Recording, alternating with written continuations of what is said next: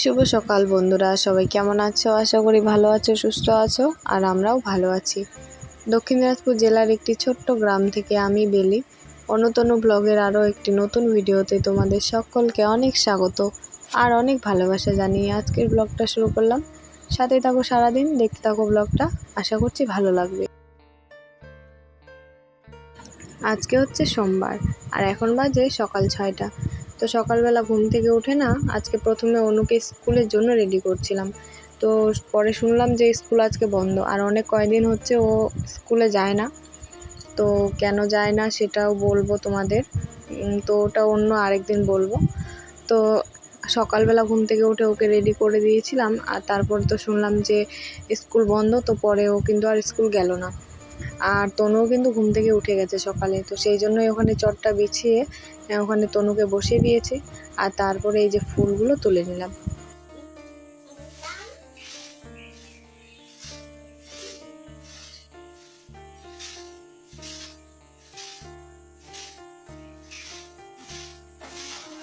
আর জানো তো, সারা বাড়ি না শিউলি ফুলের গন্ধে একদম মৌ করে। রাতের বেলা যখন বাইরে বের হই তখন একদম সারা বাড়ি জুড়ে শিউলি ফুলের গন্ধ মৌ করে। তো এরকমই আর কি, মানে শিউলি ফুলটা ফুটলে না প্রচণ্ড গন্ধ হয়, মানে সেন্ট হয় আর কি। আর এই যে বেলি ফুলগুলো আছে না, সেগুলো ফুটলেও কিন্তু মানে খুব গন্ধ হয়, খুব সুন্দর গন্ধ হয়। তো দেখো উঠোনটা আমি ঝাড়ু দিয়ে নিয়েছি আর উঠোনটার কি অবস্থা দেখো, দেখতেই একদম কেমন যেন লাগছে।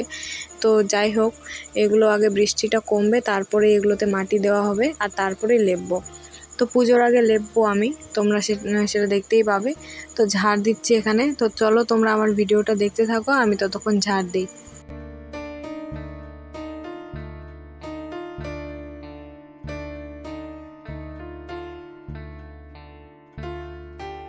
ঝাড় দেওয়া হয়ে গেছে, এবার হচ্ছে নোংরাগুলো ফেলে দেবো। আর নোংরা ফেলার যে বালতিটা আছে না, সেটা না বাইরে আছে, বাইরে ওখানে এক জায়গায় রাখা আছে। তো এই যে মাটিগুলো কেটে কেটে যাচ্ছে না, তো একদম বালতিটা চাপা পড়ে গেছে জানো তো, মানে সে বাইরেটা তো একদম উঁচু হয়ে গেছে, তোমরা দেখে বুঝতে পারছো কিনা জানি না। তো সেই জন্য বালতিটা আর নিয়ে আসলাম না, হাতে করে এইভাবে ফেলে দেবো। মানে নিচে একটা প্লাস্টিক নিয়ে নিয়েছি, তো এইভাবে ফেলে দেবো।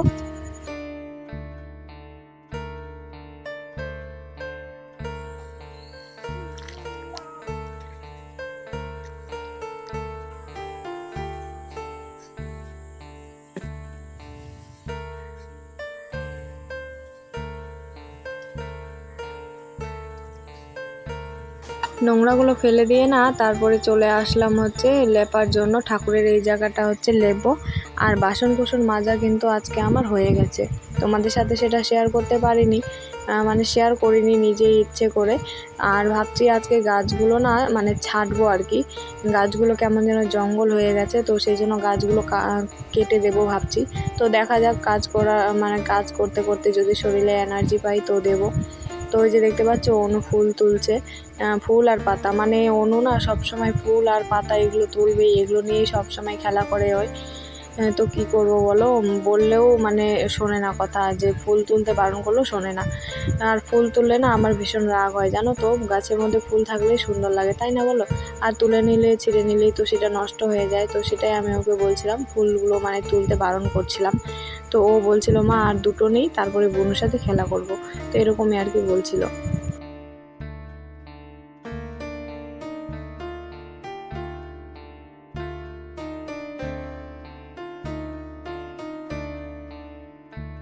তারপরে চলে আসলাম রান্নাঘরটা লেপার জন্য। তো রান্নাঘরে লেপতে এসে দেখি যে উনুনটা ভরে গেছে। উনুনটা যে করেছিলাম না, তো গর্তটা না বেশি করিনি, অল্পই করেছিলাম গর্ত, কারণ ভিতরে না কাদা ছিল, তো সেই জন্য। তো প্রথমে ছাইগুলো ফেলে দিয়ে আসলাম আর তারপরে এবার সুন্দর করে উনুনটা লেপে নেব। তো আমি ততক্ষণ উনুনটা লেপতে থাকি, তোমরা আমার ভিডিওটা দেখতে থাকো।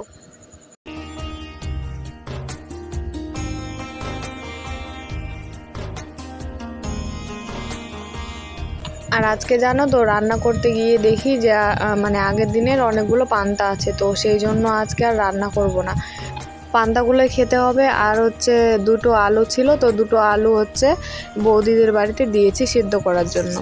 এই দেখো সব কাজ শেষ, আর এই যে তনু এখানে বসে আছে খেলছে, ওকে খেলনাগুলো দিয়েছি।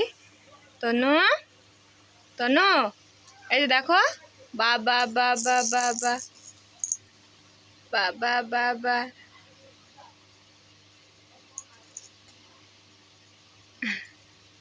চুপ করে আছে দেখো।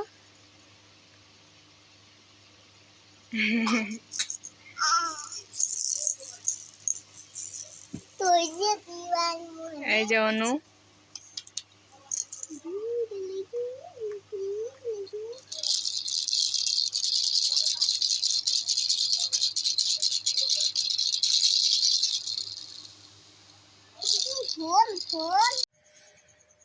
তো দেখো এই যে পান্তা নিয়ে নিয়েছি, আর আছে হচ্ছে এই যে আলু সিদ্ধ, আর হচ্ছে বটবটি ভাজা। এটা হচ্ছে আমার, আর এটা অনুর। অনুরটাতে অল্প ঝাল দিয়েছি, ও আবার একদম ঝাল ছাড়া খেতে চায় না, অল্প ঝাল দিতে বলে। আর এই যে অনুরটা। তো চলো খাওয়া যাক।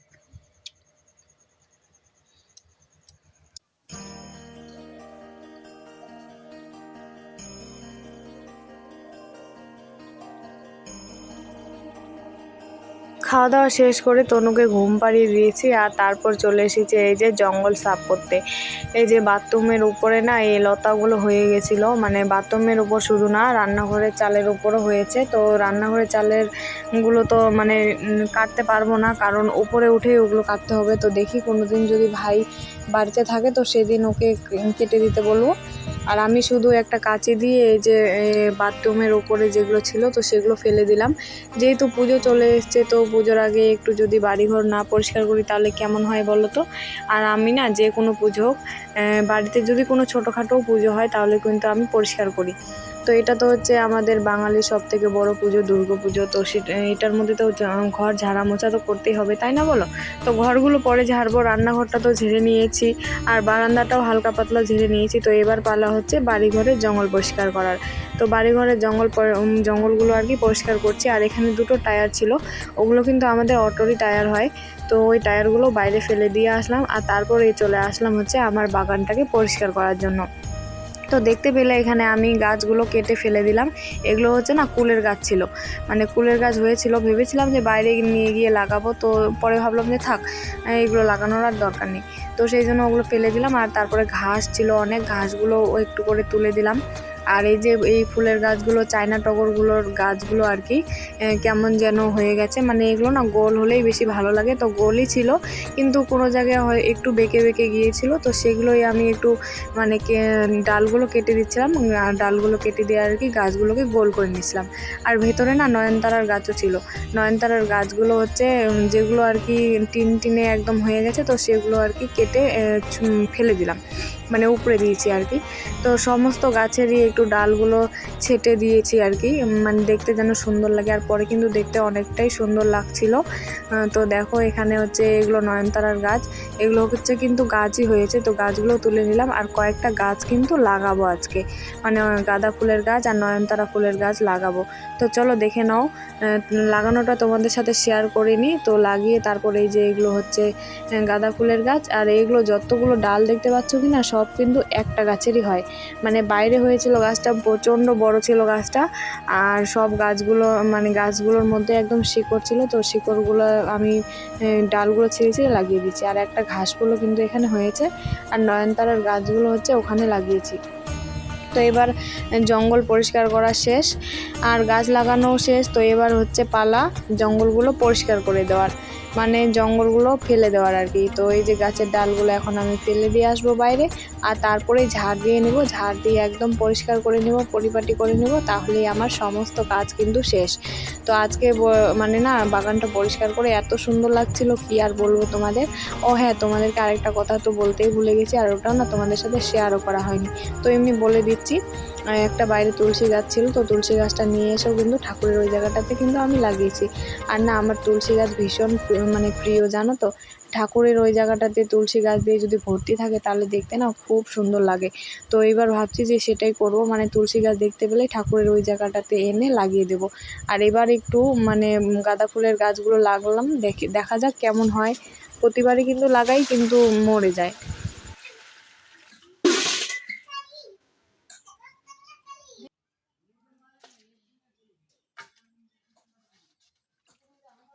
তোমাদের তোমাদেরকে বললাম না যে একটা গাঁদা ফুলের গাছ থেকেই আমি সমস্ত ডালগুলো লাগালাম, তো হ্যাঁ ওইটাই হয়।